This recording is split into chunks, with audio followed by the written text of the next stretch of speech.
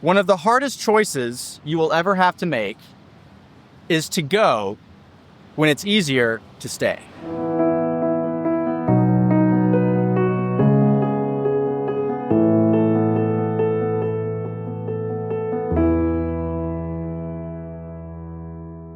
Today it's from the Gospel of Luke, chapter 19, 28 through 40. This is found on page 83 in your pew Bible in the back if you want to follow along.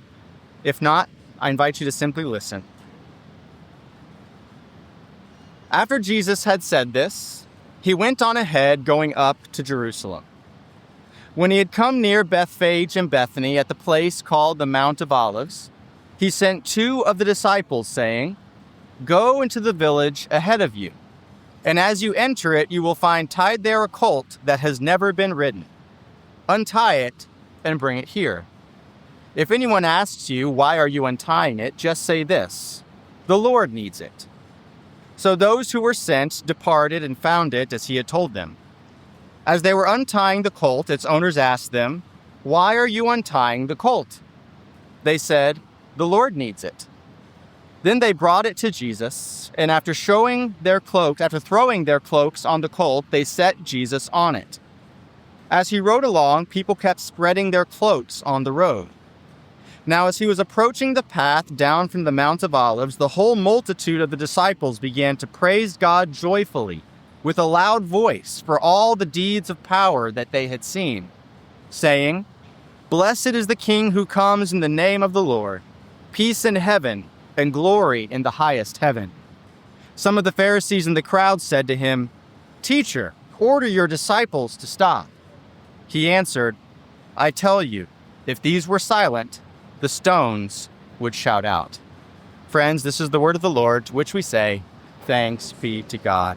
You may be seated as we come to a Palm Sunday sermon titled, Purpose in the Pain. Purpose in the Pain, the dark side of Palm Sunday.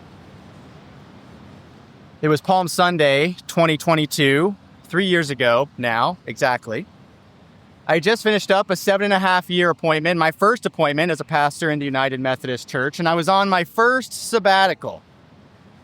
6 months that I took a break between my first appointment and my second appointment, and during that sabbatical, I was discerning seminary. So I visited Perkins School of Theology at Southern Methodist University in Dallas in order to determine, is that the next right step for me? And after attending the new potential student summit that weekend, I decided to attend Highland Park United Methodist Church, which is on the campus of Southern Methodist University. It's one of the largest churches in the United Methodist Church to this day. And when I was there, Pastor Paul Rasmussen preached a sermon that I will never forget. A Palm Sunday sermon. But he didn't focus on the standard preaching points of Palm Sunday. I preached Palm Sunday 11 years now. This is my 11th Palm Sunday sermon. And usually what we preachers do with this day, with this story of Jesus' entry into Jerusalem, is we talk about the unmet expectations that the people have of Jesus. We talk about the nonviolent character of Jesus' mission. How he came in on a donkey instead of a war horse, how they were expecting a conquering Messiah, and they were disappointed when Jesus made it clear he was not going to be a violent conquering Messiah. Sometimes we preachers talk about the significance of the Passover festival that coincided with Jesus' final trip to Jerusalem. The Passover, that celebration of the liberation of Israel from slavery in Egypt. And then we talk about its connection to the new liberation from slavery to sin and death that Jesus came to bring and that he instituted in communion and his sacrificial death. That's usually what we do with Palm Sunday as preachers. But Pastor Rasmussen did something that I had never heard before. He drew attention to the humanity of Jesus in this monumental moment. He talked about how this event, the Palm Sunday event, is the major turning point in Jesus' life. That he has a huge decision to make from which there's no turning back. A decision which will make a huge difference whether he chooses it or denies it. A decision full of risk. He can either move forward into the unknown, into the uncertain, or he can retreat into the familiar and secure. He said Jesus finds himself at a crossroad on the outskirts of Jerusalem as he and his parade are getting ready to enter. Will he go through with it? Will he choose the cross, the suffering that awaits him in Jerusalem, or will he choose the comfort of his home back in Galilee? Will he stay or will he go? This is the kind of decision we all have to make at times. That's why I found this sermon relatable. The call is to go forward, where we expect there will likely be blessings, and yet it's usually easier to retreat. My big experience of this was a New Zealand bike tour that I did when I was in my early 20s. I knew it was the last chance I would ever have to do something like it, so I bought an airplane ticket to New Zealand, and I was going to be there for 6 weeks. One way or the other, I was going to be stuck there. And I remember driving to the airport in Atlanta with my mom in absolute terror, considering calling it off and going back home to North Carolina. Because all I knew is that once I got on that plane, I was going to be on the other side of the planet with no cell phone reception, no money, for 6 weeks with just my bike and my tent. All I knew was that if I survived, I'd have a heck of a story to tell. Maybe the reason the sermon hit me so hard that day is because I was experiencing a similar crossroad. During my sabbatical, I was discerning, am I going to continue in ministry or am I going to do something else? Am I going to take an appointment in the United Methodist Church and go to seminary, or am I going to switch careers?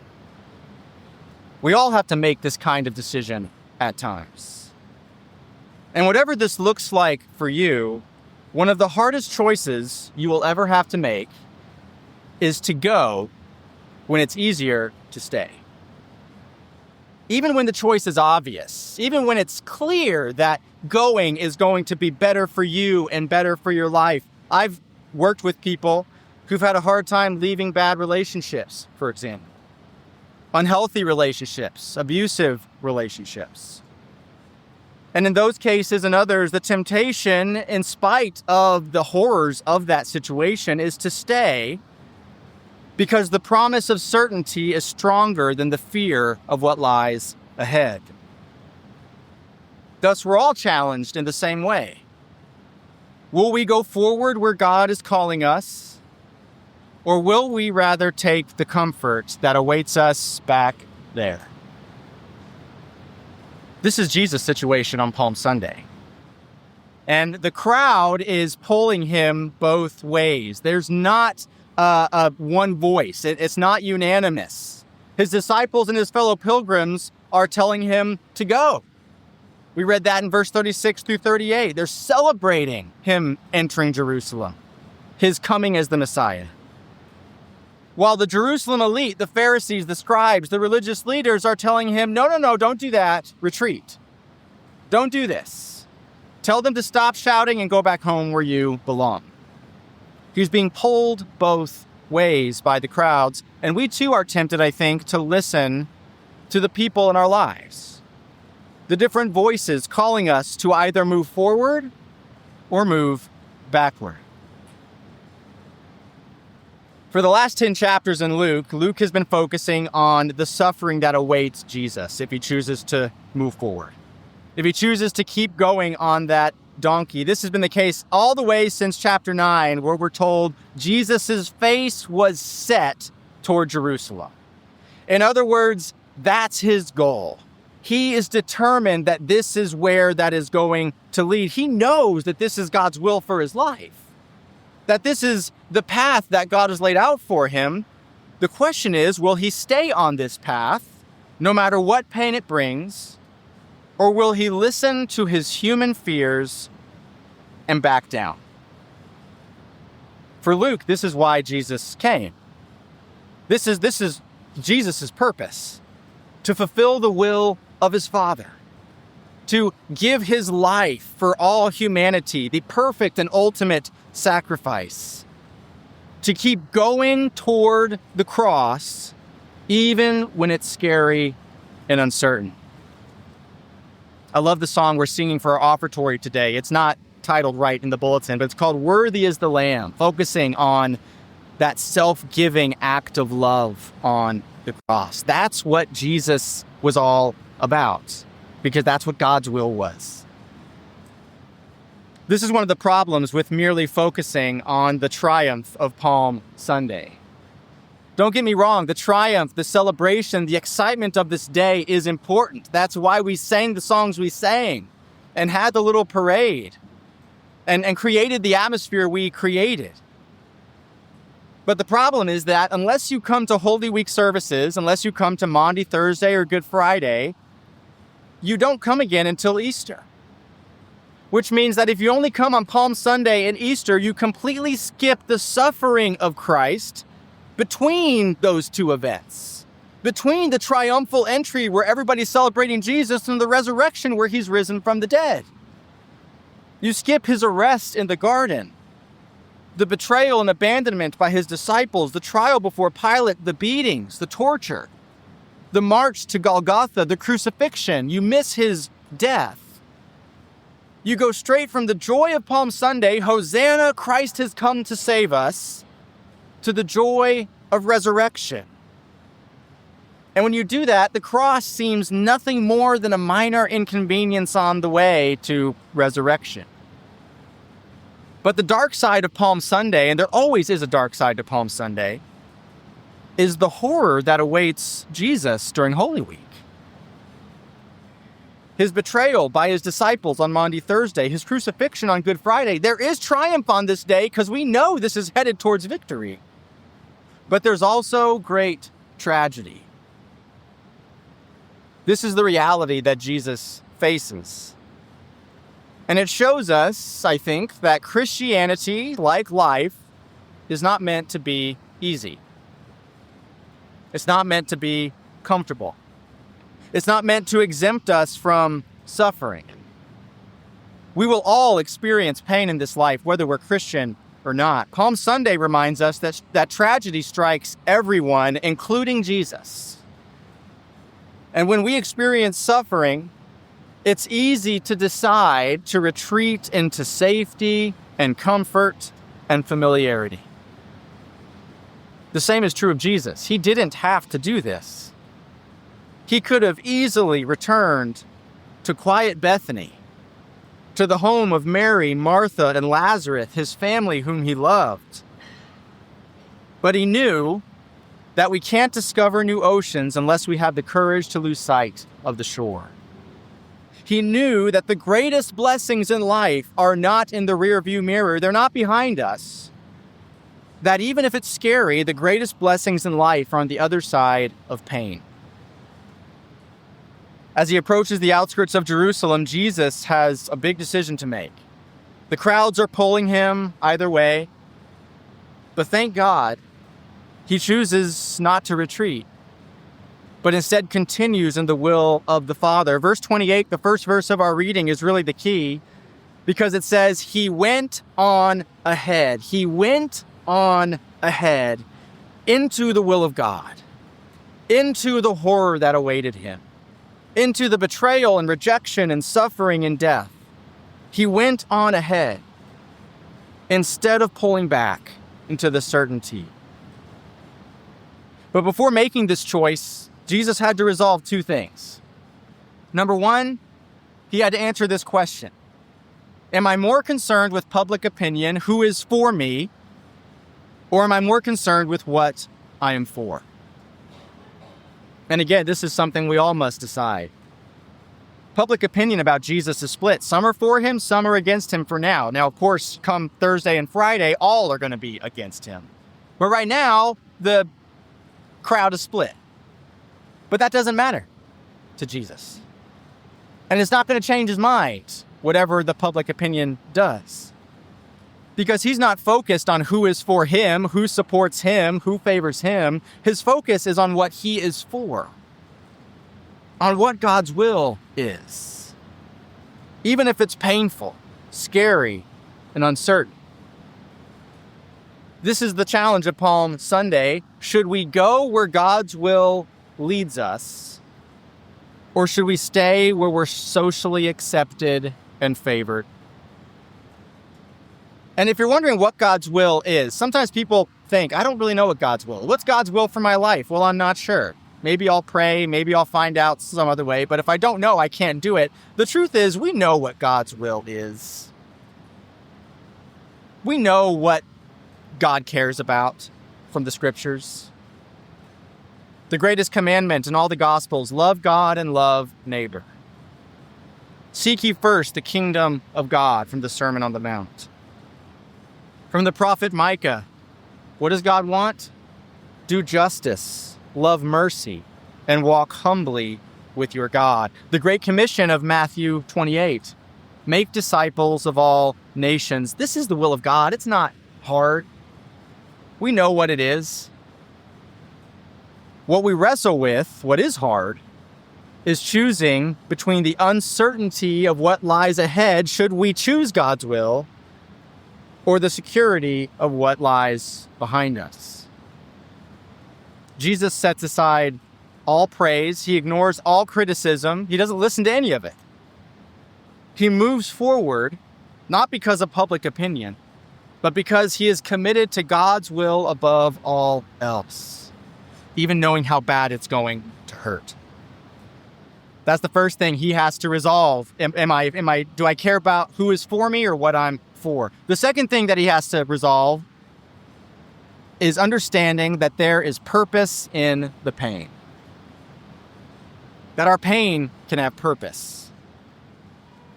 Not that God causes pain. There are some Christians who at least claim to think this. Calvinists will claim that cancer, well, that's God's will. God willed that. Car accident, that's God's will. God willed that somehow. Wesleyan Methodists don't believe that. We believe that God can help us discover blessings in our pain that we would never know otherwise. We believe that if our pain has purpose, we can endure extraordinary pain. For example, some of you are in athletics or were in athletics. You know that if you run a marathon or if you play a sport, that's going to involve pain. That's going to involve suffering. Same with exercise. Some of you have PhDs. You know what it's like to suffer through the coursework and writing your dissertation and defending it and the 4 to 6 years of sacrifice that it takes to do that. Some of you have given birth to children. You will keep a child in your womb and nurture them and grow them and create them for 9 months. 9 months of pain, and then the labor, giving birth. You'll go through all of that because you know your pain has a purpose. Those of you who have accompanied somebody through addiction or perhaps been through addiction know that the choice to go to rehab and deal with the psychological and emotional agony that that's going to require is not an easy choice to make. But if someone sits you down and shows you, listen, it's going to be hard, but it's going to be worth it, you'll pack up your car and go to rehab because you know that that pain has purpose. Jesus knew there was a larger purpose at stake in his suffering, in his self-giving at the cross. Paul says so in Romans 8, one of my favorite chapters. He says, all things work together for good for those who love God, who are called according to his, what? His purpose. All things work for the good of those who love God because there's purpose. There can be purpose in that pain. This is called in theology the mystery of providence. That God doesn't cause all things, but that God is at work in all things, that God doesn't waste any of it, good or bad. He'll force all of it to bring about our good. This is the witness of the New Testament. For Paul and Jesus, we can open our heart to the promise that God will work even in the things that we dread the most. We can trust God's faithfulness no matter how bad it hurts. This is why Jesus could press on even with a cross before him. He knew that sometimes God's purpose comes packaged as pain. Now, some pain has no purpose. I don't think this means that seek out all the pain you can and that's the best way to live your life. I don't think that's what's happening here. Some pain may be meaningless. Some pain may have no value whatsoever. But again, God can take even meaningless pain and turn it into something that brings about good in this world.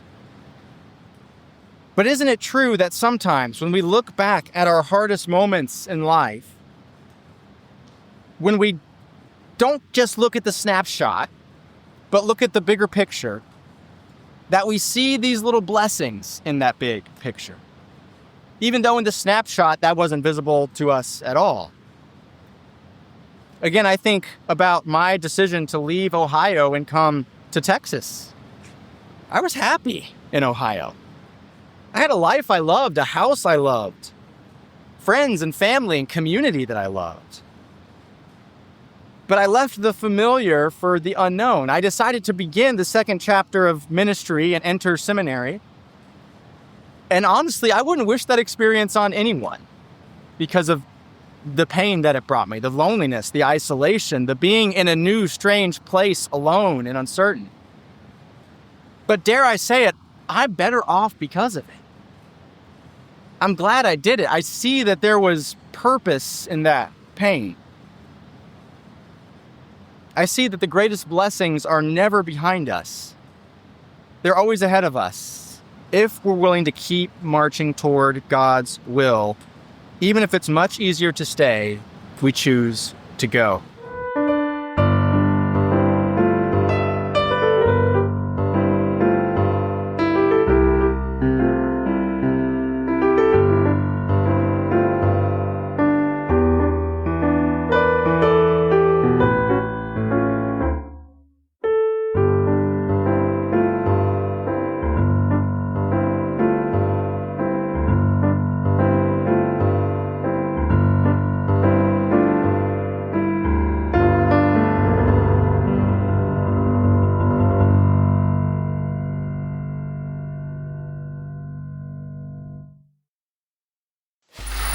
Free audio post-production by alphonic.com.